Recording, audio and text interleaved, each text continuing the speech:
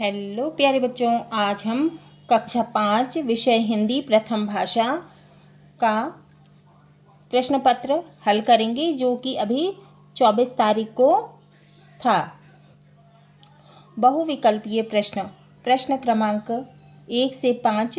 निर्देश: सही विकल्प चुनकर उत्तर लिखिए। प्रत्येक प्रश्न के लिए 1 अंक निर्धारित है।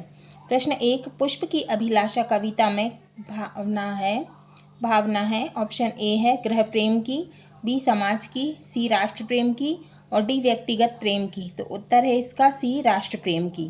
प्रश्न 2 है, जीजाबाई किनकी माता का नाम था।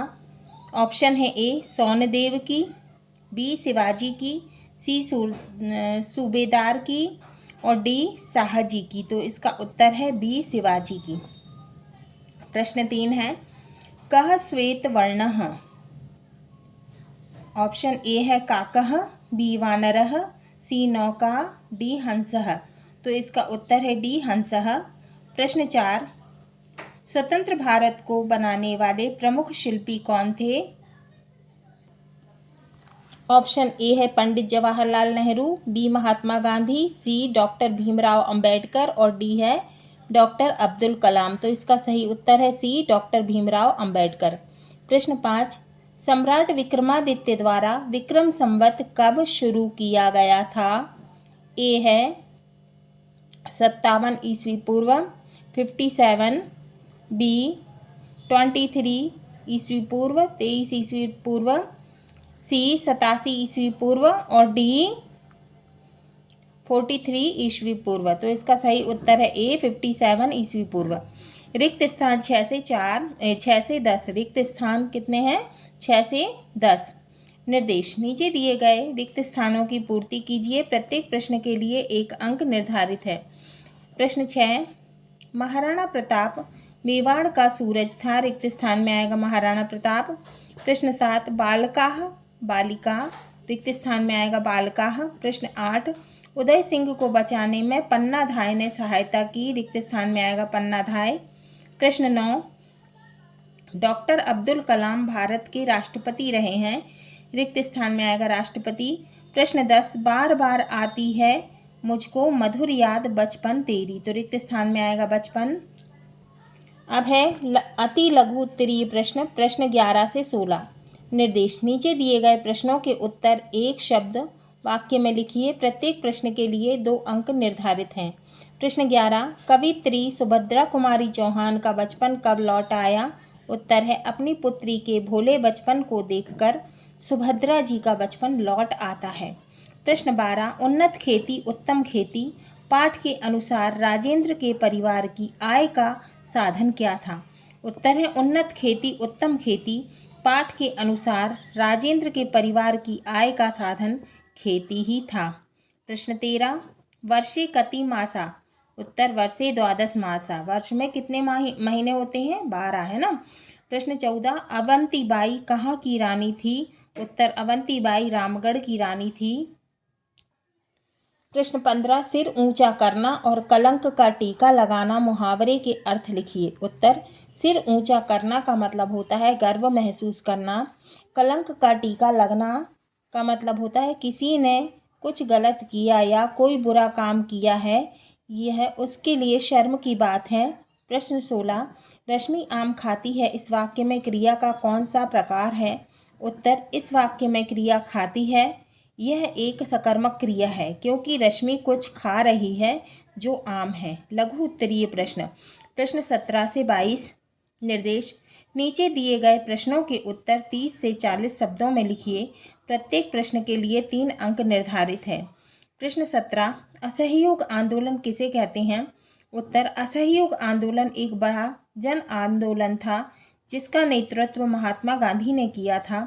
यह आंदोलन ब्रिटिश सरकार के खिलाफ था और इसका लक्ष्य भारत को आज़ादी दिलाना था। असहयोग आंदोलन के दौरान भारतीय लोगों ने ब्रिटिश सरकार को सहयोग देना बंद कर दिया था।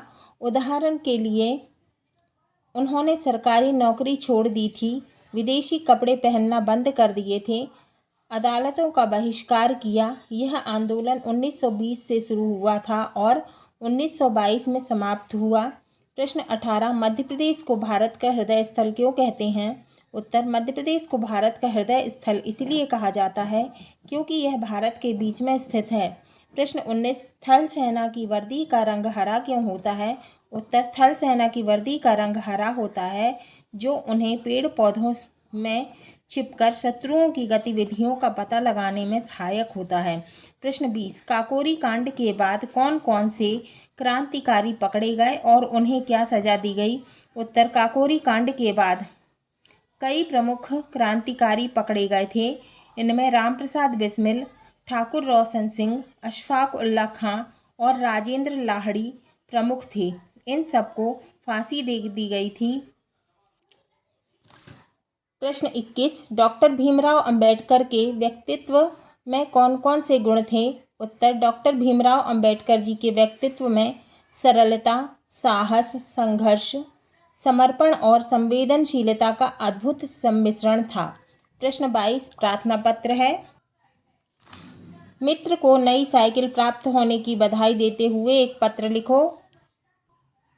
उत्तर है, प्रिय मित्र, मैं यहाँ कुशल पूर्वक हूँ। आशा करता हूँ तुम भी कुशल पूर्वक होंगे। मुझे यह जानकर बहुत खुशी हुई कि तुम्हें नई साइकिल मिली है। यह तुम्हारे लिए बहुत ही रोमांचक बात है। मैं तुम्हारी खुशी में शामिल हूँ। नई साइकिल के साथ तुम्हें बहुत शुभकामनाएं। तुम्हारा मित्र। अपना नाम लिखना है। अब है दीर्घ उत्तरीय प्रश्न। प्रश्न 23 से 26 5 अंक 70 से 80 शब्दों में लिखना है। प्रश्न 23, कवि रहीम ने दुर्जनों को दंडित करने के लिए क्या कहा है और क्यों?